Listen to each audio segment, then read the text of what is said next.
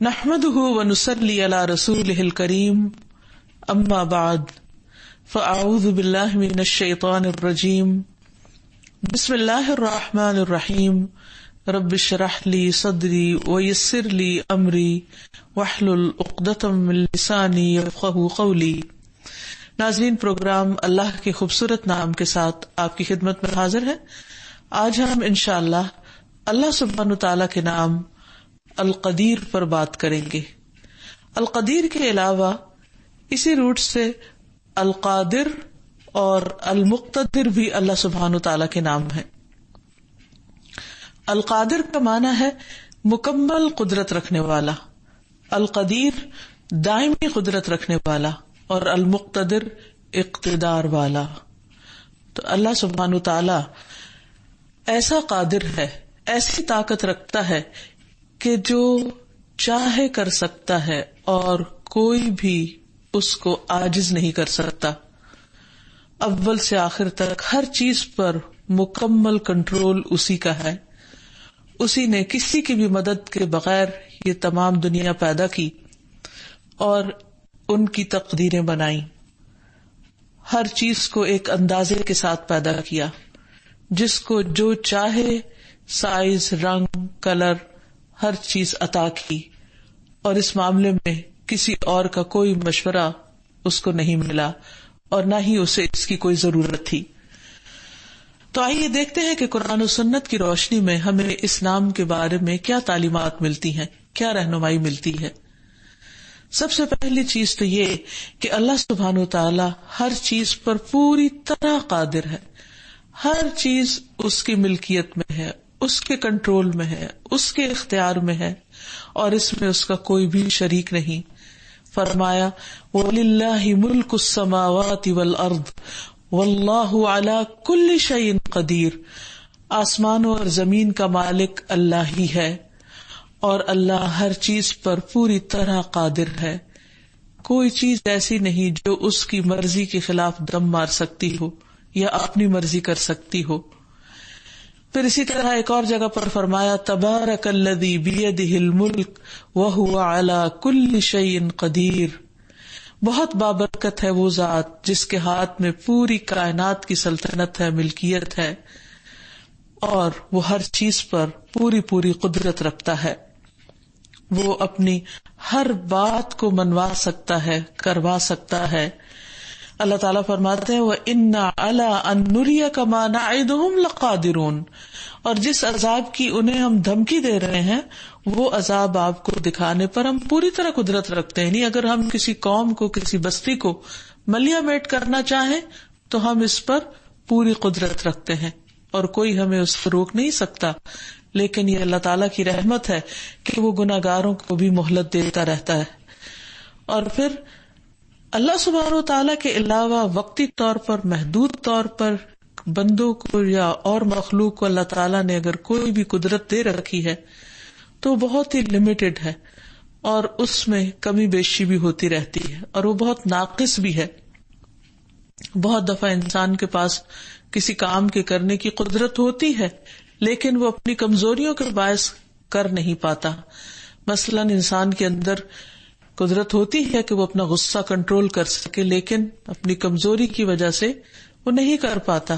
اسی طرح بھوک کنٹرول کرنا نہیں کر پاتا، اسی طرح کسی کے ساتھ ظلم و زیادتی سے بچنا یا گناہ سے بچنا، یہ تمام چیزیں اللہ تعالیٰ نے انسان کے اندر ودیت کر رکھی ہیں، اسی لیے اس سے اچھے عمل کا مطالبہ ہے۔ لیکن ہم دیکھتے ہیں کہ بہت دفعہ انسان قدرت رکھنے کے باوجود بھی کر نہیں سکتا اپنی کمزوریوں اور اپنی خواہشات کی پیروی کی بنا پر۔ پھر اسی طرح اللہ تعالیٰ نے بعض بندوں کو بعض بندوں پر بھی قدرت دی ہے، یعنی ان کو ان کے تابع کر دیا ہے، ان کے بس میں کر دیا، ان کے کنٹرول میں دے دیا ہے۔ جیسے پہلے زمانے میں غلامی کا رواج تھا تو ملک یمین یعنی دائیں ہاتھ کے جن کے مالک ہوتے تھے، لونڈی غلام وغیرہ، لیکن ان کے بارے میں بھی نبی صلی اللہ علیہ وسلم نے یہ تعلیم دی کہ تمہارا رب اس سے زیادہ تم پر قدرت رکھتا ہے، یعنی اگر ان کے ساتھ تم نے کوئی زیادتی کی یا کسی قسم کا کوئی ان پر ظلم کیا تو اللہ سبحانہ تعالیٰ کی پکڑ سے غافل نہ ہونا۔ پھر اللہ سبحانہ و تعالیٰ چیزوں کو پیدا کرنے کی قدرت رکھتا ہے، ان کو ختم کرنے کی قدرت رکھتا ہے. اللہ تعالیٰ فرماتے ہیں وَاضْرِبْ لَهُمْ مَثَلَ الْحَيَاةِ الدُّنْيَا كَمَاءٍ أَنزَلْنَاهُ مِنَ السَّمَاءِ فاختلط به نبات الارض فاصبح هشيما تذروه الرياح وكان الله على كل شيء مقتدرا. اور ان کے لیے دنیا کی زندگی کی مثال بیان کرو جیسے پانی جسے ہم نے آسمان سے اتارا اور اس کے ساتھ زمین کی نباتات خوب مل جل گئیں، پھر وہ چورا بن گئی جسے ہوائیں اڑائے لیے پھرتی ہیں، اور اللہ ہمیشہ سے اپنی ہر چیز پر قدرت رکھنے والا ہے. یعنی اللہ تعالیٰ جب چاہے کھیتی اگا دے، جب چاہے وہ لہلہانے لگے، اور جب چاہے وہ اپنی جگہ پر ہو جس کو وہی تمام غذا مل رہی ہو، لیکن وہ چورا چورا ہو کر ختم ہو جائے. تو اس سے پتہ چلتا ہے کہ اصل قدرت اور طاقت اللہ تعالیٰ کی ہے. اور پھر اسی طرح یہ کہ بندوں کے اوپر بھی پوری طرح کنٹرول رکھتا ہے. وہ جسے چاہے معاف کر دے، جسے چاہے عذاب دے، جس کے ساتھ جیسا چاہے معاملہ کرے، اسے کوئی بھی پکڑ نہیں سکتا، پوچھ نہیں سکتا. پھر اسی طرح آخرت میں بھی جسے چاہے بخش دے اور جس کا چاہے محاسبہ کر لے.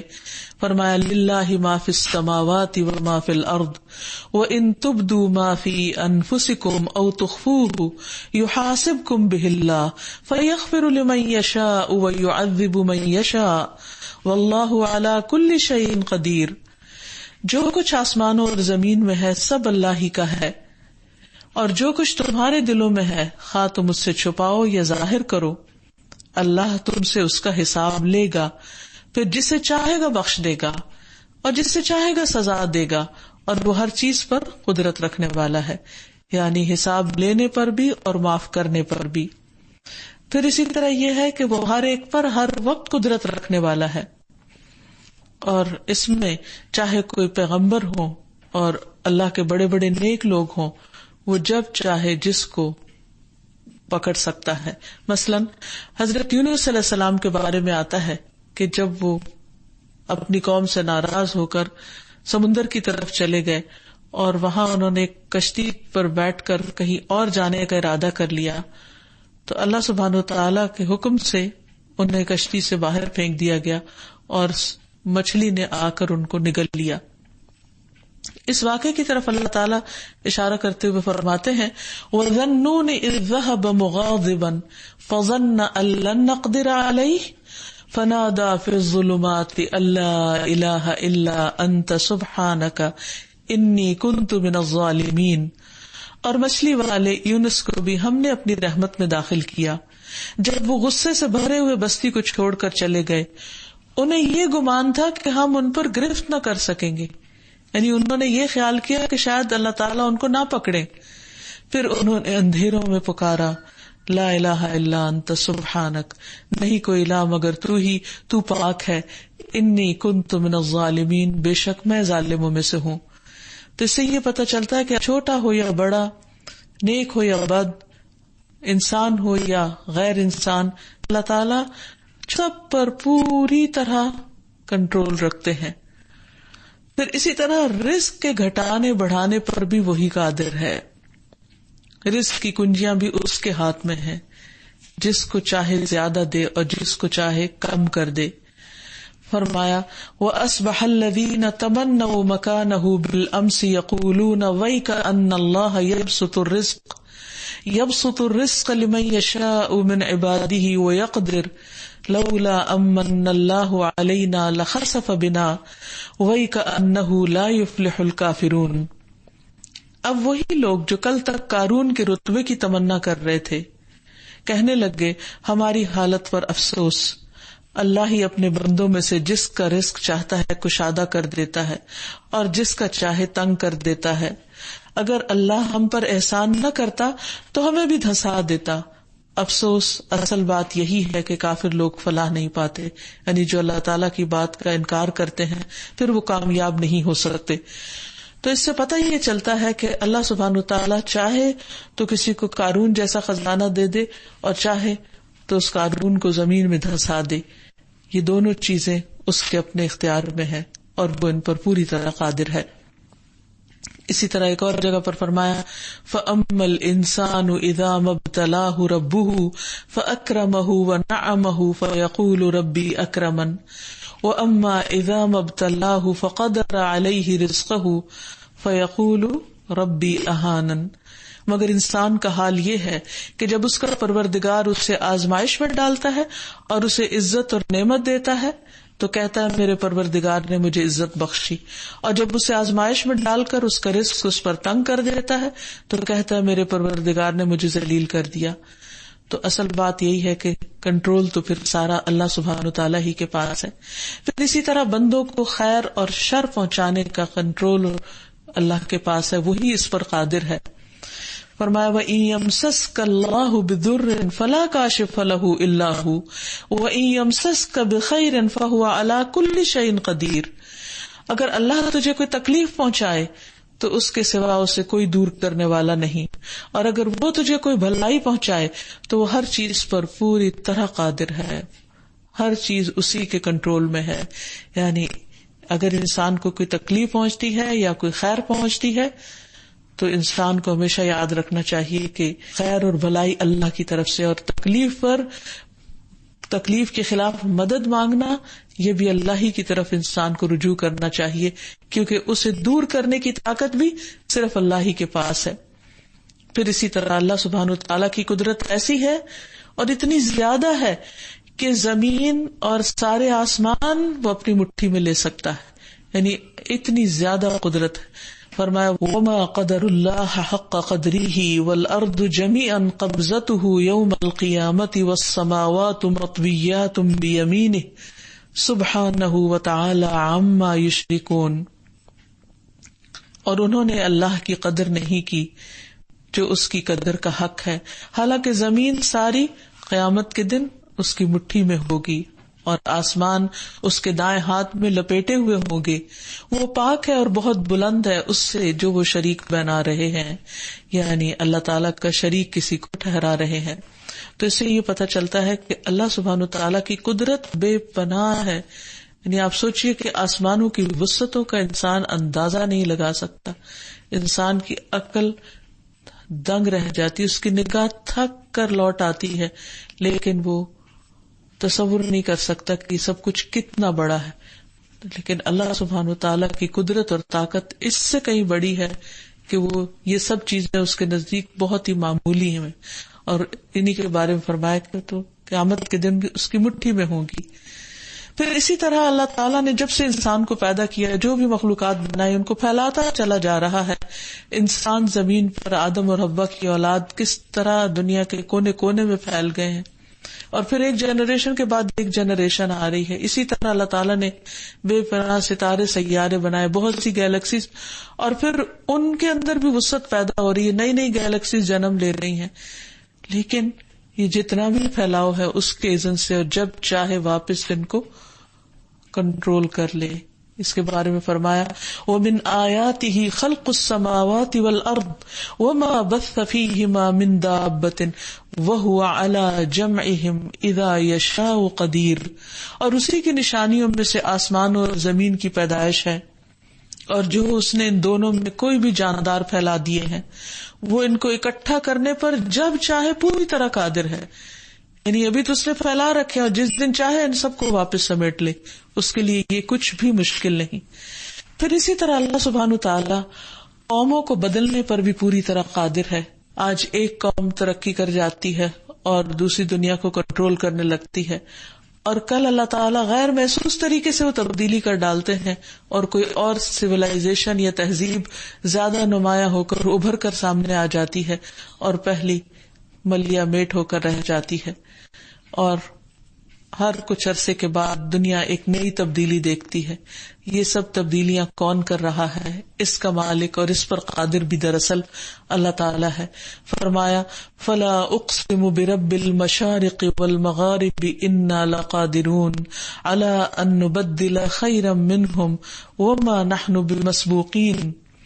پس نہیں، میں قسم کھاتا ہوں مشرقوں اور مغربوں کے رب کی کہ بے شک ہم یقیناً قدرت رکھنے والے ہیں اس پر ان کی جگہ ان سے بہتر لوگ لے آئیں، اور ہم ہرگز عاجز نہیں ہیں.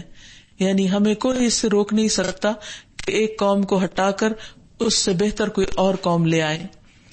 پھر اسی طرح اللہ تعالیٰ سرکشوں کو پکڑنے پر بھی پوری طرح قادر ہے. یعنی اللہ تعالیٰ مہلت دیتا ہے ظالم کو، لیکن ایسا نہیں ہوتا کہ اس کو ہمیشہ کے لیے چھوڑ دے کہ جو جی چاہے کرتا رہے. فرمایا کذبوا بآیاتنا کلھا فاخذناہم اخذ عزیز مقتدر، انہوں نے ہماری سب کی سب نشانیوں کو جھٹلا دیا تو ہم نے انہیں پکڑا جیسے اس کی پکڑ ہوتی ہے جو سب پر غالب ہے، بے حد قدرت والا. پھر اسی طرح اللہ تعالی ساری مخلوق کو دوبارہ پیدا کرنے پر بھی قادر ہے. فرمایا اولم يروا ان اللہ الذي خلق السماوات والارض ولم يعي بخلقهن بقادر على ان يحيي الموتى بلى انه على كل شيء قدیر، کیا انہوں نے دیکھا نہیں کہ اللہ ہی ہے جس نے آسمانوں اور زمین کو پیدا کیا اور انہیں پیدا کر کے تھک نہیں گیا، اور وہ اس بات پر قادر ہے کہ مردوں کو زندہ کرے. کیوں نہیں، وہ تو ہر چیز پر قادر ہے، ہر چیز پر پوری قدرت رکھتا ہے. یعنی وہ عدم سے وجود میں لاتا ہے اور پھر زندہ کو مردہ میں بدل دیتا ہے، اور پھر ان کی مٹی زمین میں جب مل جاتی ہے تو جب چاہے اس کو واپس نکال کر دوبارہ انسان بنانے پر پوری طرح قادر ہے. پھر اسی طرح قرآن مجید میں ایک واقعہ ہمیں ملتا ہے کہ ایک شخص کو اللہ تعالیٰ نے 100 سال تک مارے رکھا اور پھر اس کو دوبارہ زندہ کر دیا اور اس کے گدھے کو بھی زندہ کر دیا. تو اس سے بھی پتہ چلتا ہے کہ وہ زندہ کرنے پر پوری طرح قادر ہے. پھر اسی طرح اصحاب کہف کو کئی 100 سال تک سلا کر دوبارہ اٹھایا، اس پر بھی وہ پوری طرح قادر ہے. پھر اسی طرح قدیر کا ایک معنی تقدیر بنانے والا بھی ہے کہ انسانوں کی ساری تقدیریں وہ بھی اللہ تعالیٰ ہی کی بنائی ہوئی ہیں، بلکہ نہ صرف انسانوں کی بلکہ پوری کائنات کی، کہ کس چیز کو کتنا بڑا بنانا ہے، کس رنگ کا، کس شکل کا، کس طریقے کا، اس کا فائدہ کیا ہوگا اور اس کے اندر کیا چیزیں نقصان دہ ہوں گی. یہ سب چیزیں اللہ سبحانہ وتعالیٰ کی اپنی پلاننگ ہے، اس کی تقدیر ہے. تو قضاء و قدر اس کی بنائی ہوئی ہے. اور اس کے لیے اللہ سبحانہ وتعالیٰ نے سب سے پہلے قلم کو پیدا کیا اور پھر اسے حکم دیا کہ لکھے، اور جو کچھ قیامت تک ہونے والا ہے وہ سب اس نے لکھ دیا. رسول اللہ صلی اللہ علیہ وسلم نے فرمایا اللہ تعالیٰ نے سب سے پہلے قلم کو پیدا کیا اور اسے مستقبل میں ہونے والی ہر چیز کو لکھنے کا حکم دیا، اور یہ اللہ کا علم تھا جو مستقبل کے بارے میں. اس سے یہ بھی پتہ چلتا ہے کہ اللہ سبحانہ وتعالیٰ کا علم کتنا وسیع ہے، کوئی انسان اس کا اندازہ نہیں کر سکتا. مثلا اس وقت میں یہاں بیٹھ کر بول رہی ہوں، یہ اللہ سبحانہ وتعالیٰ نے زمین و آسمان کی پیدائش سے بھی 50,000 سال پہلے لکھ دیا، اور اس کو پتا تھا کہ کون کس وقت میں کیا کر رہا ہوگا. تو اللہ سبحانہ وتعالیٰ ہر چیز پر پوری طرح قدرت رکھتا ہے. ہر چیز کو وجود میں لانے سے پہلے اس کی تقدیر مقرر کی. رسول اللہ صلی اللہ علیہ وسلم نے فرمایا کتب اللہ مقادیر الخلائق قبل ان يخلق السماوات والارض ب50,000 سنة قال وعرشه على الماء. اللہ نے آسمان و زمین کی تخلیق سے 50,000 سال پہلے مخلوقات کی تقدیریں لکھی، اور اللہ کا عرش پانی پر تھا. اور پھر یہ کہ اس کے فیصلے لکھے جا چکے ہیں. پھر یہ کہ اللہ سبحانہ وتعالیٰ کے فیصلے طے شدہ ہیں اور اس کے فیصلے ہو کر رہنے والے ہیں، کوئی ان کو پھیر نہیں سکتا. اس سے بھی پتہ چلتا ہے کہ اصل قدرت اللہ کے پاس ہے. ان اللہ بالغ امرہ قد جعل اللہ لکل شیء قدرا، بے شک اللہ اپنے کام کو پورا کرنے والا ہے، یقیناً اللہ نے ہر چیز کے لیے ایک اندازہ مقرر کر رکھا ہے. پھر اسی طرح اللہ تعالیٰ نے فیصلوں کو نافذ کرنے کے لیے فرشتوں کو حوالے کرنے کو ایک رات مقرر کی جسے لیلۃ القدر کہا جاتا ہے. فرمایا انا انزلناہ فی لیلۃ القدر وما ادراک ما لیلۃ القدر لیلۃ القدر خیر من 1000 شہر تنزل الملائکۃ والروح فیہا باذن ربہم من کل امر سلام ہی حتی مطلع الفجر. ہم نے اس قرآن کو شب قدر میں نازل کیا، اور آپ کو کیا معلوم کہ شب قدر کیا ہے؟ شب قدر 1000 مہینوں سے بہتر ہے۔ روح اور فرشتے اس رات اپنے پروردگار کے اذن سے ہر حکم لے کر نازل ہوتے ہیں۔ وہ رات سراسر سلامتی ہے طلوع فجر تک۔ یعنی اللہ سبحانہ وتعالیٰ نے لوح محفوظ میں سب کچھ لکھ رکھا ہے، لیکن سالانہ بجٹ لیلۃ القدر کو فرشتوں کے حوالے کیا جاتا ہے تاکہ اس کو امپلیمنٹ کریں، اور یہ بھی اللہ تعالیٰ کا اپنا فیصلہ ہے۔ پھر اللہ سبحانہ وتعالیٰ نے ہر چیز کا طریقہ مقرر کرنے کے بعد اس کو وہ طریقہ سکھا بھی دیا، اس کو وہ راہ بھی بتا دی۔ فرمایا سبح اسم ربک الاعلی الذی خلق فسوی والذی قدر فہدی، اپنے پروردگار کے نام کی تسبیح کیجیے جو سب سے برتر ہے، جس نے پیدا کیا، اسے درست کیا، اور جس نے اس کی تقدیر بنائی پھر راہ دکھائی۔ یعنی اللہ تعالیٰ نے ہر چیز اس کے لیے بنا کر پھر اس کو استعمال کرنے کا طریقہ بھی بتایا۔ مثلا زمین میں اللہ نے انسان کی خوراک پیدا کی اور انسان کو پیدا کیا اور اس کو عقل عطا کی، اور پھر اس کو طریقہ سکھایا کہ وہ کس طرح کن کن ریسورسز سے اپنی خوراک حاصل کرے اور کس طرح اس کو پکائے اور کس طریقے پر کھائے اور کس خوراک میں کیا فائدہ ہے اور کیا نقصان ہے۔ یہ سب طریقے سکھائے ہوئے کس کے ہیں؟ اللہ ہی کے سبحانہ و تعالی۔ پھر اسی طرح انسان کی موت کا وقت بھی اسی نے مقرر کیا۔ ایک قوموں کی موت اور قوموں کی ہلاکت کے فیصلے بھی اسی کے پاس ہیں۔ قوم لوط کو کتنی مہلت دی جائے گی وہ اللہ ہی کو پتا تھا، قوم عاد کو کتنی دی جائے گی، سمود کو کتنی دی جائے گی، یہ سب اسی کے فیصلے ہیں، اور وہ اپنے فیصلوں کو نافذ پر خود ہی کرتا ہے اور اس پر پوری طرح قادر ہے۔ پھر اسی طرح قادر کا ایک مطلب یہ بھی ہے کہ وہ اندازے مقرر کرنے والا ہے اور اندازے سے پیدا کرنے والا ہے۔ فرمایا انا کل شیء خلقناہ بقدر، کہ ہم نے ہر چیز کو ایک اندازے کے ساتھ پیدا کیا۔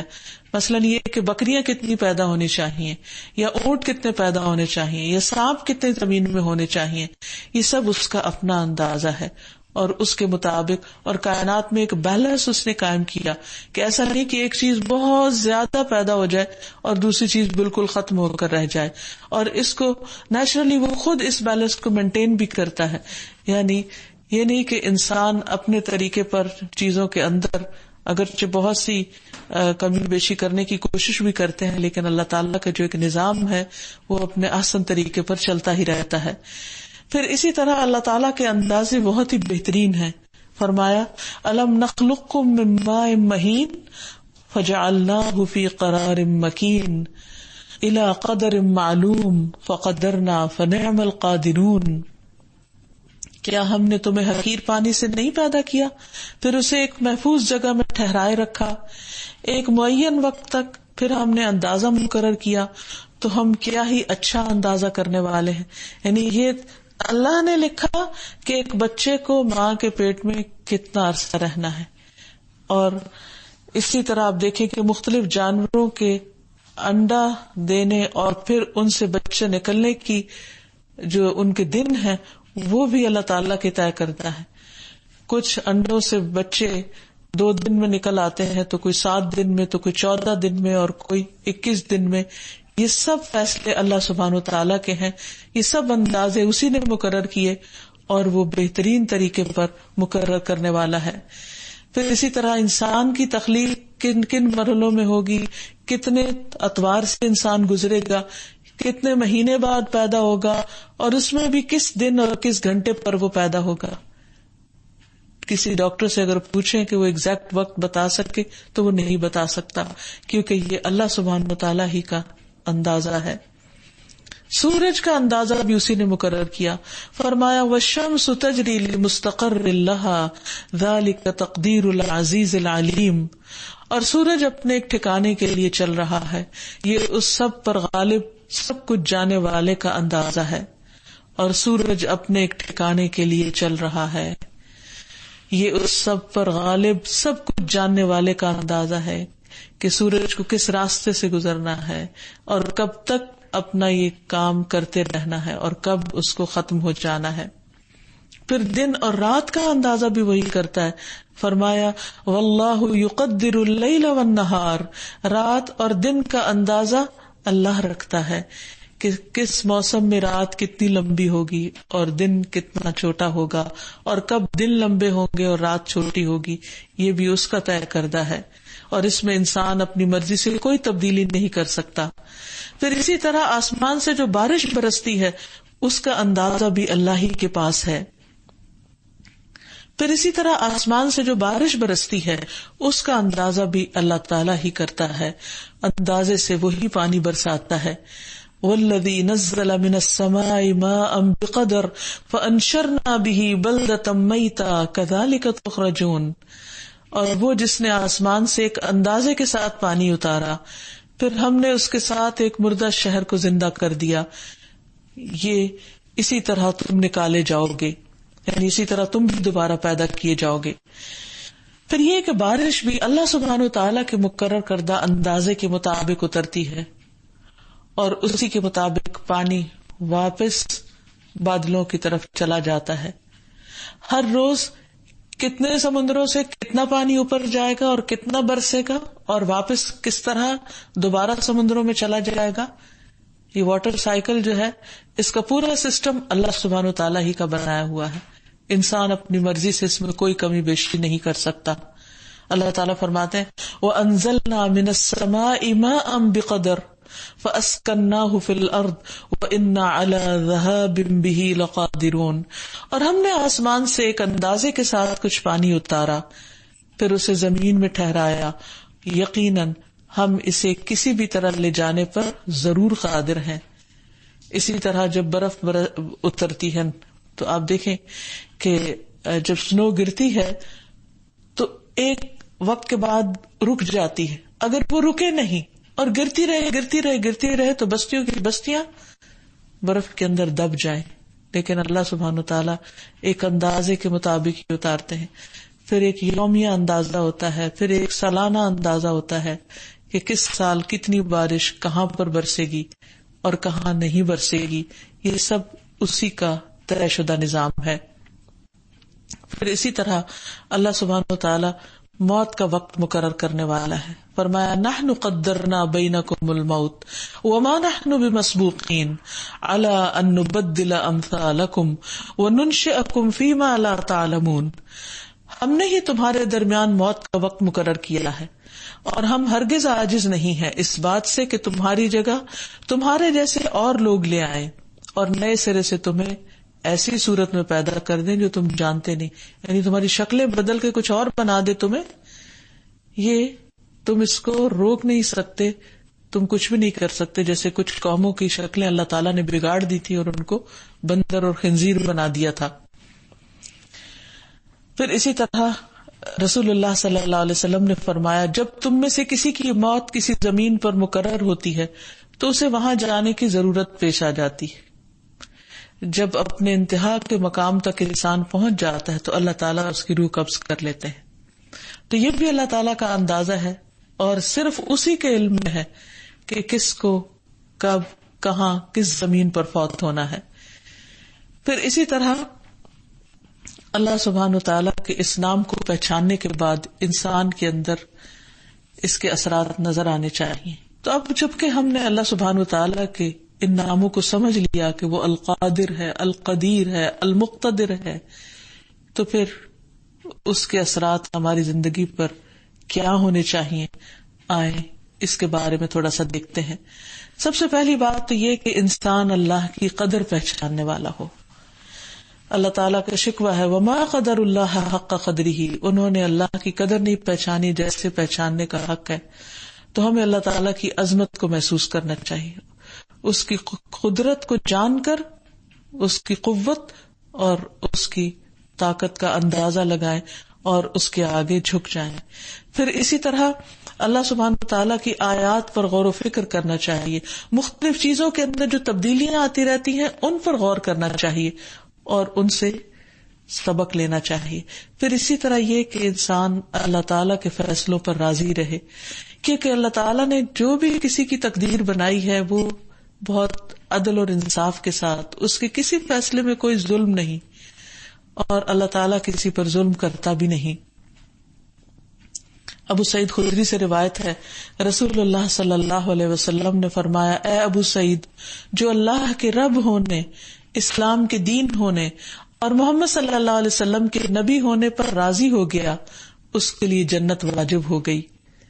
سعید نے اس بات پر تعجب کیا اور عرض کیا، اے اللہ کے رسول صلی اللہ علیہ وسلم، ان کو مجھ پر دوبارہ شمار فرمائیں۔ آپ نے ایسا ہی کیا، یعنی کیا چیز دوبارہ مجھے بتائیں، کیونکہ یہ جنت میں لے جانے والی۔ تو جو شخص تقدیر پر راضی نہیں ہوتا یا تقدیر پر اعتراض کرتا ہے، وہ دراصل اللہ کی ربوبیت کو نہیں مانتا اور اللہ کے رب ہونے کا انکار کرتا ہے۔ تو اس لیے اللہ کے فیصلوں کو انسان خوش دلی سے قبول کرے۔ پھر اسی طرح اللہ سبحانہ و تعالیٰ قادر ہے تو ہمیں اللہ تعالیٰ سے محبت کرنی چاہیے۔ والذین آمنوا اشد حبا للہ، اپنے آپ کو اللہ کے سپرد کر دینا چاہیے اور اللہ تعالیٰ سے اچھی امید رکھنی چاہیے، اور یہ یاد رکھنا چاہیے کہ تقدیر پر ایمان لانا ضروری ہے۔ تقدیر پر ایمان لائے بغیر ایمان مکمل نہیں ہوتا۔ رسول اللہ صلی اللہ علیہ وسلم نے فرمایا، کوئی بندہ اس وقت تک مومن نہیں ہو سکتا جب تک اچھی اور بری تقدیر پر ایمان نہ لائے، یہاں تک کہ وہ جان لے کہ جو چیز اسے ملنے والی تھی وہ اس سے چوک نہیں سکتی تھی، کہیں اور نہیں جا سکتی تھی، اور جو چیز اس سے چوک گئی یعنی اس کو نہیں ملی، وہ اسے کسی صورت مل نہیں سکتی تھی۔ اگر انسان کا اس بات پر یقین ہو جائے تو سارے غم ہی زندگی سے ختم ہو جائے۔ رسول اللہ صلی اللہ علیہ وسلم نے فرمایا، کوئی شخص اس وقت تک مومن نہیں ہو سکتا جب تک اچھی بری تقدیر پر ایمان نہ لائے، اور جب انسان کو کوئی تکلیف آئے تو انسان اس وقت یہی کہے کہ قل لن یصیبنا الا ما کتب اللہ لنا، کہہ دیجئے ہمیں ہرگز کچھ نہیں پہنچا مگر وہ جو اللہ نے ہمارے لیے لکھا تھا، یعنی یہ امتحان اور آزمائش لکھی تھی وہ ہمیں آ گئی، کیونکہ اللہ تعالیٰ نے دنیا امتحان ہی کے لیے بنائی ہے۔ اور پھر اسی طرح یہ کہ انسان کو یہ بھی یقین ہونا چاہیے کہ جو تکلیف آ گئی ہے وہ ٹل نہیں سکتی تھی، اور وہ کسی انسان کے بس اور قدرت میں نہیں کہ اس کو پھیر سکے۔ پھر اسی طرح تقدیر کے فیصلوں کو جاننے کی کوشش نہیں کرنی چاہیے، کیونکہ اس پر گفتگو سے منع کیا گیا ہے۔ انسان ہمیشہ بس یہ یاد رکھے کہ ساری قدرت اللہ کے پاس ہے اور وہ اس قدرت اور طاقت کو بے جا استعمال نہیں کرتا۔ نبی صلی اللہ علیہ وسلم نے فرمایا، جب میرے صحابہ کا ذکر ہونے لگے تو خاموش رہنا، جب ستاروں کا ذکر ہونے لگے تو خاموش رہنا، جب تقدیر کے مسئلے کا ذکر ہونے لگے تو خاموش رہنا، یعنی تقدیر کے بارے میں بحث نہیں کرنی۔ ابن عباس کہتے ہیں کہ رسول اللہ صلی اللہ علیہ وسلم نے یہ بھی فرمایا کہ جس شخص نے علم نجوم حاصل کیا اس نے جادو کا ایک حصہ سیکھ لیا، اور جتنا سیکھے گا اتنا ہی زیادہ جادو میں مبتلا ہوگا۔ تو اس سے بھی پتہ چلتا ہے کہ انسان تقدیر کے علاوہ علم نجوم میں دلچسپی نہ رکھے۔ پھر اسی طرح نجومیوں کے پاس جا کر عبادات ضائع ہو جاتی ہیں۔ بعض لوگ غیب کی خبریں معلوم کرنے کے لیے ایسے لوگوں کے پاس جاتے ہیں جن کو نجومی یا عراف کہا جاتا ہے۔ تو آپ نے فرمایا، جس نے کسی ایسی چیز کے بارے میں سوال کیا تو اس کی 40 رات کی نمازیں قبول نہ ہوں گی۔ اور پھر آپ صلی اللہ علیہ وسلم نے یہ بھی فرمایا کہ جو شخص کسی کاہن یا نجومی کے پاس جائے اور اس کی باتوں کی تصدیق کرے تو گویا اس نے محمد صلی اللہ علیہ وسلم پر نازل ہونے والی شریعت کا انکار کیا۔ ایسا شخص اعلیٰ درجات سے محروم ہو جاتا ہے۔ ابو درداء سے روایت ہے کہ رسول اللہ صلی اللہ علیہ وسلم نے فرمایا، جس نے کہانت کی یا جس کے لیے کی گئی یا جو بدشگونی لیتے ہوئے سفر سے واپس آ گیا، یعنی نکلا تھا جانے کو تو راستے میں کہا جی کالی بلی نے رستہ کاٹ دیا اور اپنا سفر چھوڑ دیا، وہ اعلیٰ درجات تک رسائی حاصل نہیں کر سکتا۔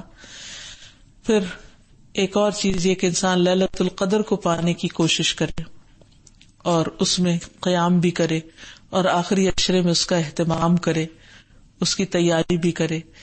پھر یہ کہ انسان اللہ سبحانہ و تعالیٰ سے دعا کرتا رہے کہ وہ اس کو تقدیر کے فیصلوں پر راضی کر دے اور اللہ تعالیٰ کی قدرت کے عجائب کو دیکھنے کی صلاحیت عطا کرے۔ پھر اسی طرح اللہ سبحانہ و تعالیٰ کی اس نام کے ساتھ دعا بھی کرے کہ ربنا اتمم لنا نورنا واغفر لنا انک علی کل شیء قدیر، اے ہمارے رب ہمارے لیے ہمارا نور پورا کر دے اور ہمیں بخش دے، یقیناً وہ ہر چیز پر قادر ہے، اے اللہ یقیناً تو ہر چیز پر قادر ہے۔ پھر اسی طرح جب انسان پر کوئی مشکل پیش آئے یا کوئی فیصلہ اس کو قبول کرنے میں دقت ہو رہی ہو تو انسان اللہ کی رضا کی خاطر یہ کہے قدر اللہ وما شاء فعل. رسول اللہ صلی اللہ علیہ وسلم نے فرمایا جو چیز تمہیں فائدہ دیتی ہے اس میں رغبت کرو، یعنی کوشش کرو، محنت کرو، فائدے کی چیزیں تلاش کرو اور اللہ سے مدد مانگو، عاجز نہ آؤ. اور اگر تمہیں کوئی مصیبت آ جائے تو یوں نہ کہو کہ اگر میں اس طرح کرتا تو یوں ہوتا، بلکہ یوں کہو قدر اللہ وما شاء فعل. اللہ نے یہی مقدر کیا تھا اور اللہ نے جو چاہا کیا، یعنی کیونکہ قدیر وہ ہے تو اسی کی قدرت نافذ ہونے والی ہے. کیونکہ لفظ اگر سے شیطان کا کام شروع ہو جاتا ہے، کاش اور اگر اف اینڈ بٹس نہیں کرنے چاہیے. پھر اسی طرح اگر انسان کو لیلۃ القدر نصیب ہو تو اس کی دعا پڑھنی چاہیے، اور وہ دعا رسول اللہ صلی اللہ علیہ وسلم نے سکھائی ہے، اللہم انک عفو تحب العفو فاعف عنی.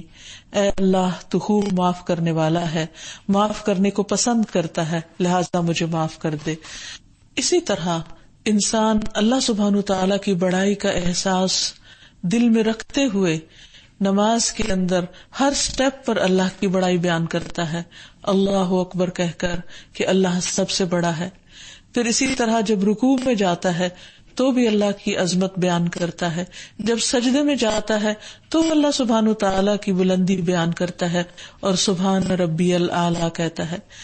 اس بارے میں حدیث میں آتا ہے، حذیفہ رضی اللہ عنہ فرماتے ہیں کہ میں نے ایک رات نبی صلی اللہ علیہ وسلم کے ساتھ نماز پڑھی. آپ نے سجدہ کیا اور پڑھا سبحان ربی الاعلیٰ. آپ کا سجدہ بھی آپ کے قیام کے برابر تھا، یعنی آپ صلی اللہ علیہ وسلم جتنی دیر کھڑے ہوئے اتنی دیر سجدے میں پڑے رہے اور سبحان ربی الاعلیٰ پڑھتے رہے. پھر اسی طرح نماز کے اندر دعائے قنوت کا پڑھنا. حضرت حسن بن علی رضی اللہ عنہما نے بیان کیا ہے کہ رسول اللہ صلی اللہ علیہ وسلم نے مجھے کچھ کلمات سکھائے جنہیں میں وتر میں کہا کروں، اور وہ یہ ہیں، اللہم اہدنی فی من ہدیت وعافنی فی من عافیت وتولنی فی من تولیت وبارک لی فی ما اعطیت وقنی شر ما قضیت فانک تقضی ولا یقضى علیک انہ لا یذل من والیت ولا یعز من عادیت تبارکت ربنا وتعالیت. یعنی اس کے آخر میں جو تعالیت ہے اللہ سبحانہ وتعالیٰ کی صفت المتعال اور العلی کو بیان فرما رہی ہے. ترجمہ ہے، اے اللہ جن لوگوں کو تو نے ہدایت دی ہے مجھے بھی ان کے ساتھ ہدایت دے، جن کو تو نے عافیت دی ہے مجھے بھی ان کے ساتھ عافیت دے، اور جن کا تو والی ہے، دوست ہے، محافظ ہے، ان کے ساتھ میرا بھی والی بن جا، یعنی میرا بھی مددگار بن جا. اور جو نعمتیں تو نے عطا فرمائی ہیں ان میں مجھے برکت عطا فرما، یعنی جو زندگی، صحت، اولاد وغیرہ جو کچھ بھی دیا ہے، اور جو فیصلے تو نے فرمائے ہیں ان کے شر سے مجھے محفوظ رکھ. بلا شبہ فیصلے تو ہی کرتا ہے، تیرے مقابلے میں کوئی فیصلہ نہیں کرتا، اور جس کا تو والی اور محافظ ہو وہ کہیں ذلیل نہیں ہو سکتا، یعنی جو تیری پروٹیکشن میں ہو پھر کوئی اس کو بے عزت نہیں کر سکتا، اور جس کا تو مخالف ہو جائے وہ کبھی عزت نہیں پا سکتا. تو بڑی برکتوں اور عظمتوں والا ہے، اے ہمارے رب بہت بلند و بالا ہے، یعنی سب سے بڑا تو ہی ہے، سب سے اونچا تو ہی ہے، اور باقی ہم سب تیرے ہی غلام اور تیرے بندے ہیں. تو اس طرح انسان نماز کے اندر اللہ سبحانہ وتعالیٰ کو جتنی تڑپ اور درد کے ساتھ اور عاجزی کے ساتھ پکارتا ہے اتنا ہی وہ رب کے اور زیادہ قریب ہو جاتا ہے. اور سب سے زیادہ قرب انسان کو سجدے کی حالت میں اللہ تعالیٰ کا نصیب ہوتا ہے، جس میں بندہ سب سے نیچے ہو جاتا ہے، اور اس وقت وہ یہ تصور کر کے کہ اللہ سب سے اونچا ہے وہ بار بار پکارتا ہے سبحان ربی الاعلیٰ. تو ہم اللہ سبحانہ تعالیٰ سے دعا کرتے ہیں کہ وہ ہمیں اپنے ناموں کی مکمل معرفت عطا کرے، ان پر ہمیں ایمان نصیب کرے، اور اسے ان صفات کو اللہ تعالیٰ کی کھلے دل سے قبول کرنے کی توفیق عطا فرمائے اور وہ ہم سے راضی ہو جائے اور ہمارا اختتام ایمان پر خاتمہ بالخیر فرمائے. وآخر دعوانا ان الحمد للہ رب العالمین. السلام علیکم ورحمۃ اللہ وبرکاتہ.